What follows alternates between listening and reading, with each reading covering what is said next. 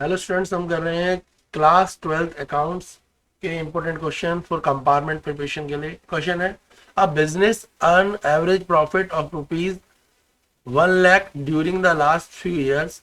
The normal rate of return is similar type of business is 10% and the asset of business were rupees 10 lakh and liabilities rupees 1,80,000. Calculate the value of goodwill of the firm by super profit method if the goodwill is valued at 2.5 year purchase of super profit. हमें question में average profit दे रखा है 1 lakh rupees का। उसके अलावा हमें question में दे रखा है रेट ऑफ रिटर्न 10%, एसेट दी हुई है 10 लाख की और लाइबिलिटी है 1,80,000 रुपए की। हमें सुपर प्रॉफिट मेथड से गुडविल निकालनी है 2.5 साल की, 2.5 ईयर की निकालनी है। देखिए कैसे होगा क्वेश्चन। तो हमें क्वेश्चन में पहले गिवन क्या क्या है, हमें ये चीजें ध्यान रखनी है ताकि हम क्वेश्चन को इजीली कर पाए। तो हमें क्वेश्चन में गिवन है, एक तो हमारे को क्वेश्चन में गिवन है बेटा, जो हमें क्वेश्चन में गिवन है, देखो क्या क्या गिवन है। एक क्वेश्चन में हमें गिवन है एवरेज प्रॉफिट। क्या गिवन है? एवरेज प्रॉफिट गिवन है। एवरेज प्रॉफिट कितना है हमारे को क्वेश्चन में दिया हुआ है? एवरेज प्रॉफिट दिया है 1 लाख रुपीज। कितना दिया हुआ है? 1 लाख रुपीज। क्लियर है। दूसरी चीज हमारे को क्वेश्चन में दिया हुआ है rate of return. Rate of return वो कितना दिया है? 10% दिया है क्वेश्चन में। क्लियर है इतना। तीसरी चीज हमारे को क्वेश्चन में दी हुई है एसेट। एसेट कितनी है हमारे पास? जो क्वेश्चन में है एसेट्स वो है 10 लाख रुपीज की। एसेट है हमारे पास 10 लाख रुपीज की। उसके अलावा हमें क्या क्वेश्चन में दिया हुआ है? लाइबिलिटीज दी हुई है। जो गिवन इंफॉर्मेशन है फर्स्ट ऑफ ऑल आप उसे कॉपी कर लेंगे, वो 1,80,000। क्लियर है। इतनी चीजें दे रखे हैं। उसके अलावा हमारे को गुडविल का जो टाइम दे रखा है, टाइम कितना दे रखा है गुडविल के लिए?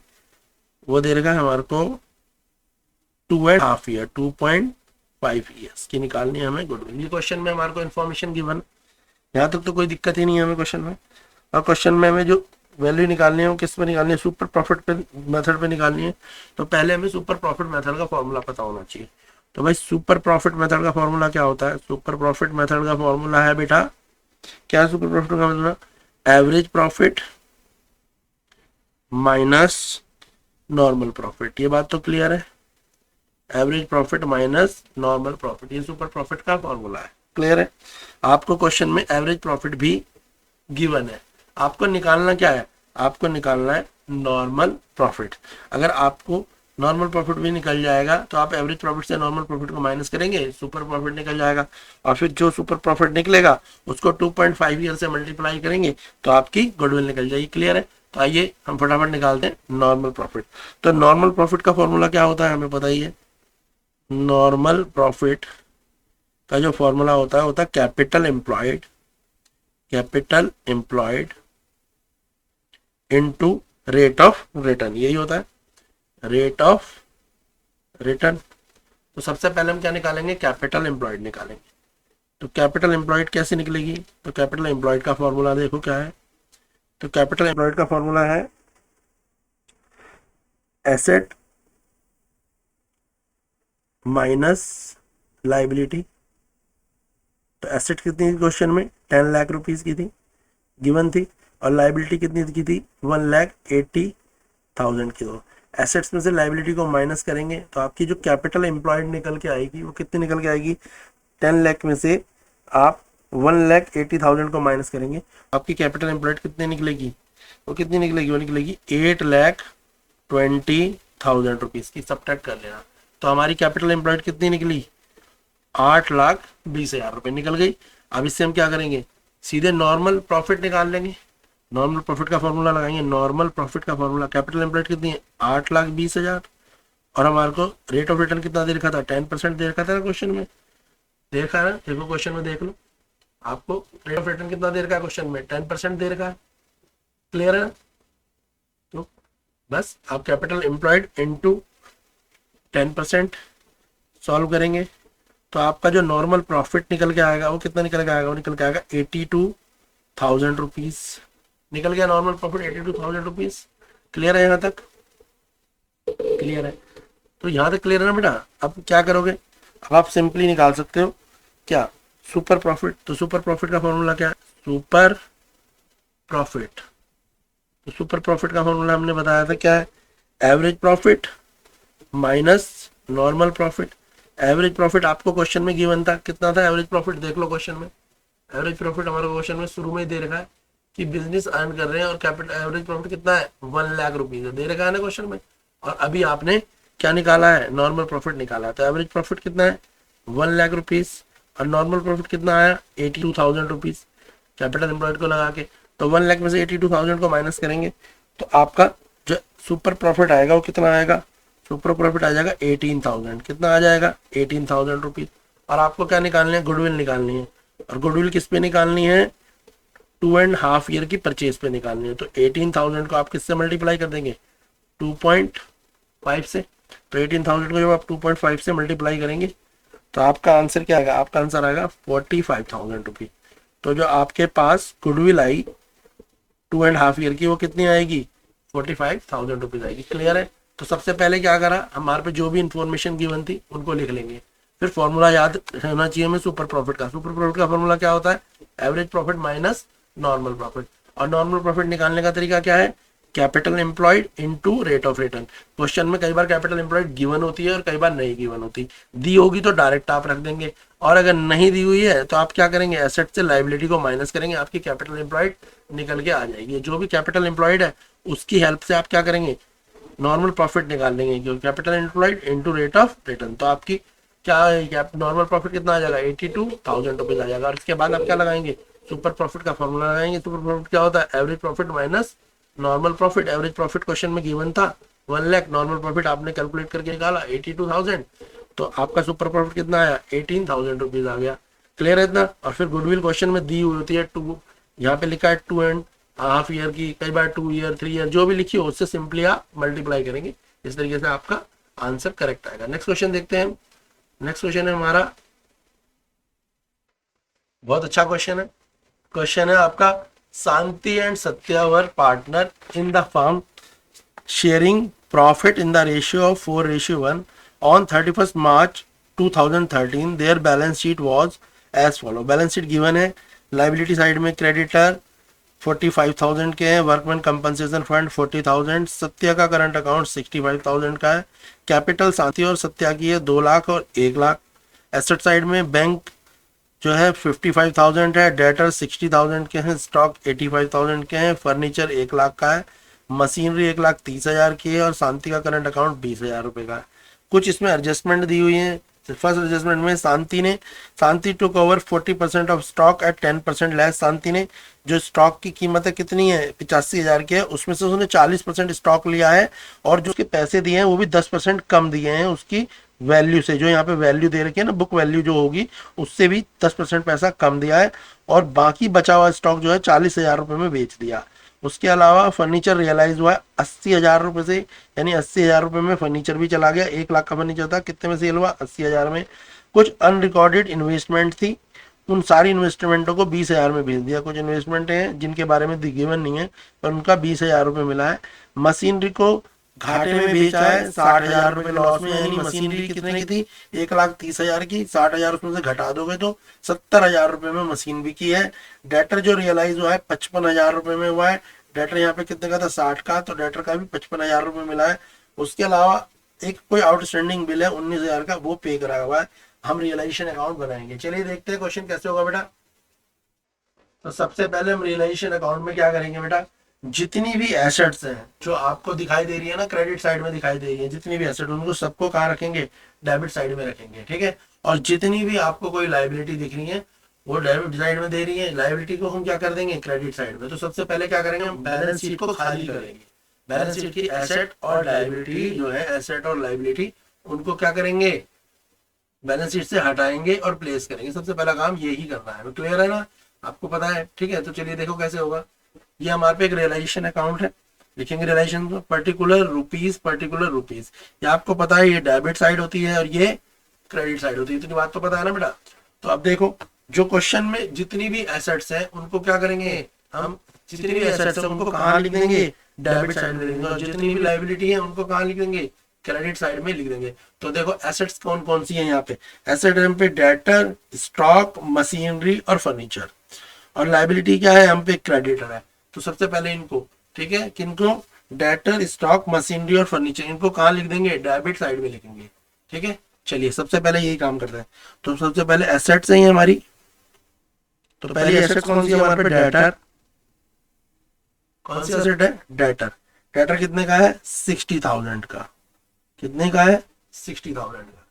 दूसरी एसेट कौन सी हम पे, स्टॉक, दूसरी एसेट है स्टॉक। स्टॉक कितने का है, 85,000 का, क्लियर है। तीसरी एसेट हमारे पास कौन सी है, मशीन। मशीन हमारे पास कितने की है, 1,00,000 रुपीज की, मशीन कितने की है, 1,00,000। फोर्थ कौन सा है हमारे पे एसेट, फर्नीचर। फर्नीचर, फर्नीचर कितने का है हमारे पे, 1,30,000 रुपए का, क्लियर है यहाँ तक। तो जो हमारे पास टोटल एसेट है, अगर इन सारी एसेट को टोटल करें तो टोटल एसेट हमारे पास कितने की है, 3,75,000 की, क्लियर हो गई यहाँ तक। तो सबसे हमने पहले क्या काम करा, बैलेंस शीट से एसेट्स को खाली करना है, पहला काम यही है। ठीक है, उसके बाद जो लाइबिलिटी है क्वेश्चन में, जो भी लाइबिलिटी है उनको, तो लाइबिलिटी यहाँ पे क्या है, क्रेडिटर है। सबसे पहले ट्रीटमेंट सीख लो, तो लाइबिलिटी, तो यहाँ पर दूसरी तरफ क्या चली जाएगी, लाइबिलिटी। तो यहाँ पे भाई जो भी लाइबिलिटी है वो लगा दो। तो लाइबिलिटी हमारे पास कौन सी है, क्रेडिटर है हमारे पास लाइबिलिटी, और कोई लाइबिलिटी है। पहले काम यही करना होता है, बैलेंस शीट खाली करने की। तो लाइबिलिटी कितने की है, 45,000 रुपीज की लाइबिलिटी है। ठीक है, इतनी बात समझ आ गई। इसके बाद आपको क्या करना है, अब जितनी भी एसेट तुमने बेची है, जो भी एसेट बेचोगे तो उससे आपको पैसा आएगा, जितना भी पैसा आएगा वो बैंक में आएगा। तो ये सारी एसेटों को तुमने क्या करा होगा, बेचा होगा। तो इनसे जो पैसा आएगा वो सारा बैंक में आएगा। तो सारी चीजें कहाँ चली जाएंगी, क्रेडिट साइड में जाएगी। तो जो भी एडजस्टमेंट दी है उसके अकॉर्डिंग आपने जो चीजें बेची हैं उनको देखो। तो आपने एक तो बेचा है, शांति ने क्या करा, 40% स्टॉक शांति ने ले लिए। ठीक है, एक तो आपकी ये चीज है, ये तो शांति लेके ही गई है, क्लियर हो गया। 40% स्टॉक, और बाकी बचा हुआ स्टॉक आपने कितने का बेच दिया, 40,000 रुपए का। ठीक है, उसके अलावा फर्नीचर आपने 80,000 का बेचा, दूसरी चीज। तीसरा आपने अनरिकॉर्डेड इन्वेस्टमेंट बेची, कितने की, 20,000 रुपए की। चौथा आपने क्या बेचा, मशीनरी बेची 60,000 घाटे में, क्लियर है। उसके अलावा आपने क्या करा, डेटर जो है उनसे भी 55,000 रुपए लिए। तो ये सारी चीजें आपके पास आई है। तो बैंक में क्या क्या आया है वो देखेंगे हम। ठीक है, तो शांति को भी छोड़ेंगे और उसके अलावा और सारी चीजें देख लेंगे। जो जो आपके बैंक में पैसा आया, तो आपके पैसे यहाँ पे ये पता है ना, इस तरफ 2 लिखते हैं, इस तरफ 22 लिखते हैं, ये चीजें तो पता ही है आपको। तो अब शांति के बाद अब सबसे पहले बैंक में हम पे क्या क्या आया ये देखेंगे हम। ठीक है, तो बैंक में हमारे पास भाई मशीन आई। मशीन कितने की थी, 1,30,000 की थी, जो हमारे को घाटे में बिकी कितने के, 60,000 के, है ना। तो मशीन से हमारे को कितने पैसे बैंक में आए, मशीन से हमारे बैंक में आ गए 70,000 रुपए। कितने रुपए आ गए, 70,000 रुपए तो मशीन से आए। ठीक है, हमने स्टॉक, जो हमारे स्टॉक बिके वो बिके 40,000 में। देखो यहाँ लिखा हुआ है क्वेश्चन में, देख लो। तो स्टॉक कैसे, स्टॉक, ठीक है, कितने के बिके, 40,000 रुपए के स्टॉक बिके बचे हुए। शांति तो 40%, वो अभी कैलकुलेट करेंगे। बाकी बचे हुए स्टॉक कितने के बिके, 40,000 रुपए के। तो जो चीज डायरेक्ट है पहले लिख लो, 40,000 रुपए के हमारे स्टॉक बिक गए, क्लियर है। इतनी बात तो क्लियर होगी, 40,000 के हमारे स्टॉक भी बिक गए।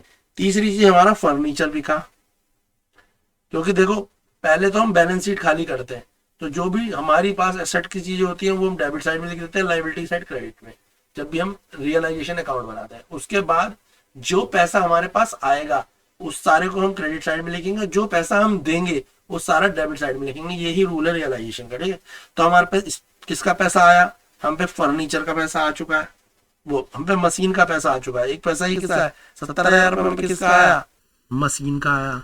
स्टॉक का पैसा कितना आया, 40,000 रुपए। अब हम पे फर्नीचर का पैसा कितना आ रहा है भाई, फर्नीचर का जो हम पे पैसा आया वो कितना आया, 80,000 रुपए आया।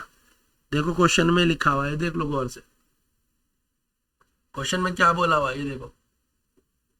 फर्नीचर रियलाइज 80,000, तो फर्नीचर के कितने पैसे मिले, 80,000। उसके अलावा अनरिकॉर्डेड इन्वेस्टमेंट का पैसा भी आएगा 20,000 रुपए। ठीक है, देखो तो उसके बाद फर्नीचर आ गया 80,000 रुपए का बैंक में। उसके अलावा हमारे पास क्या आई, अनरिकॉर्डेड इन्वेस्टमेंट आई। क्या आई, अनरिकॉर्डेड इन्वेस्टमेंट। वो कितने की आ गई, 20,000 रुपये की। उसके अलावा हमें डेटर ने पैसा दिया, डेटर भी तो एक एसेट है, तो हमें डेटर ने कितना पैसा दिया, डेटर ने देना 60 था, डेटर ने हमें 55 दे दिया। तो हमारे को टोटल पैसा कितना आया, तो टोटल पैसा हमारे को सब कुछ करके बैंक में आया 2,65,000 रुपीज। क्लियर है, ठीक है, ये भी समझ आ गया। उसके अलावा एक पैसा हमारे पे इसका भी आया, किसका, शांति का। जो शांति ने 40% जो है स्टॉक क्या करा है, परचेज करा है। तो देखो हम क्या करेंगे भाई, 40% पहले स्टॉक निकालेंगे। तो शांति का देखिए कैसे आएगा भाई, शांति ने क्या करा, टोटल स्टॉक कितने का था, 85,000 का, उसमें से उसने 40% स्टॉक लिया। तो 85,000 का 40% कितना होता है, 34,000। तो स्टॉक कितने का है, 34,000 का। देने तो उसने कितने थे, 34,000, पर वो 34,000 में भी कह रही है कि मैं 10% कम दूंगा। तो 34,000 का 10% कितना होता है, 3400 होता है। कितना होता है भाई, 34,000 रुपए का 10% कितना होता है बेटा, 3400 रुपए होता है ना। ये बात तो क्लियर हो गई। तो क्या करा उसने, देने उसे 34,000 थे, पर वो देगी 34,000 में भी 3400 कम।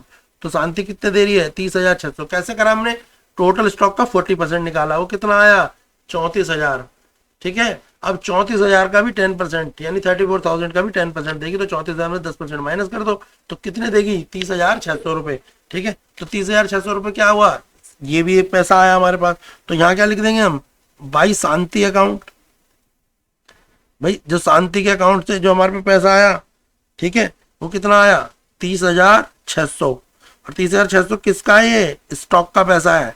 तो स्टॉक की हमारे को दो पेमेंटें मिली हैं। एक स्टॉक की पेमेंट तो मिली है 40,000 रुपए बचे हुए स्टॉक की, और एक शांति ने 30,600 दिए। देने कितने थे उसे, 34,000, पर उसने कितने दिए, 30,600। देखो जब कंपनी बंद होती है, रियलाइजेशन होता है, यानी कंपनी जब बंद हो रही होती है तो सबका फायदा उठाते हैं, कोई ज्यादा पैसे नहीं देता, कम ही देता है। तो 30,600 रुपए ये आगे क्लियर हुआ यहाँ तक। ठीक है, तो हमारे पास एसेट साइड में जितना भी सामान था, पहले हमने बैलेंस शीट से क्या करा, सारी चीजों को खाली कर दिया। ठीक है, जो एसेट थी वो डेबिट साइड ले आए, जो लाइबिलिटी थी वो क्रेडिट साइड ले आए। उसके बाद जितनी भी एसेट है बिकी, और हमारे पे जितना भी बैंक में पैसा आया, उस सारे पैसे को हमने क्रेडिट साइड में ले आया। ये करना है। अब जो लाइबिलिटी का पैसा है, यानी 45,000 जो लाइबिलिटी है, इसको पे करेंगे। तो इसको जब पे करेंगे तो ये कहाँ जाएगी, ये डेबिट साइड में जाएगी। तो पे हमेशा, ठीक है, लाइबिलिटी पे करते हैं तो डेबिट साइड से, और एसेट का पैसा जो आता है वो कहाँ आता है, क्रेडिट साइड में। देंगे तो डेबिट साइड से देंगे, और लेंगे तो क्रेडिट कार्ड में लेंगे, ये याद रखना है। तो यहाँ पर क्या लिखेंगे हम, टू बैंक, और बैंक में कौन सा पैसा जा रहा है हमारा, क्रेडिटर का पैसा जा रहा है। टू बैंक यानी क्रेडिटर। तो क्रेडिटर का कितना पैसा गया, 45,000 पूरे का पूरा गया। क्लियर है। अब इसके अलावा देखो इसमें कुछ और बच रहा है, तो इसमें एक चीज और बच रही है, वो क्या है, देखो यहाँ लिखा हुआ है, there was an outstanding bill for repair for which 19,000 were paid. तो याद रखना, जो भी लाइबिलिटी है, कोई भी पेंडिंग चीजें, उन्हें भी आपको पे करना होता है। तो दूसरी चीज हम क्या दे रहे हैं, हम दे रहे हैं रिपेयरिंग का बिल। ठीक है, आउटस्टैंडिंग रिपेयरिंग बिल। तो दूसरा हमने क्या दिया, आउटस्टैंडिंग रिपेयरिंग बिल, ये भी हम पे करेंगे। वो कितना देर का क्वेश्चन में, 19,000। तो हमारी जो टोटल लाइबिलिटी गई वो कितनी गई, 64,000 की। क्लियर है यहाँ तक, ये बात भी समझ आ गई कि हमारी जो लाइबिलिटी गई वो कितनी गई, 64,000 गई। अब और कुछ बचा है, और कुछ नहीं बचा। अब दोनों को क्या कर लेंगे, ऐड कर लेंगे। दोनों को क्या करेंगे, ऐड कर। अब हमने क्या करा बेटा, दोनों साइडों को ऐड करा। 3,75,000 के साथ 6,400 को ऐड करा। किस किस को ऐड करा भाई, हम ऐड करेंगे 3,75,000 और 64,000 को ऐड करा। तो इस तरफ कितना आया, इस तरफ आया 4,39,000। क्या आया, 4,39,000। तो इस तरफ टोटल कितना आ रहा है, इस तरफ आ रहा है आपका 4,39,000। और इस तरफ क्या आ रहा है, इस तरफ आपका कम आ रहा है। इस तरफ कितना आ रहा है, इस तरफ तो आपका कम आ रहा है 4,39,000। तो जो आपका कम आ रहा है टोटल करने का, तो कितना कम आएगा, आपका कम आ रहा है 98,400। कितना कम आ रहा है इस तरफ। अगर आपका क्रेडिट साइड में कम आ रहा है तो लॉस हुआ। कितना कम आ रहा है, 98,400 का। अगर आपका यहाँ पर कम आ रहा है तो लॉस है, इस तरफ कम आता तो प्रॉफिट होता। तो 98,400 का आपको लॉस आ रहा है। और जो लॉस होता है वो क्या है, अगर प्रॉफिट होता है तो पार्टनर क्या करते हैं, इक्वल रेशियो में लेते हैं, तो लॉस होगा तो देंगे। तो इनका पार्टनर शांति और सत्या, इनका रेशियो कितना है, 4:1। तो जो लॉस है ये दोनों बियर करेंगे 4:1 में।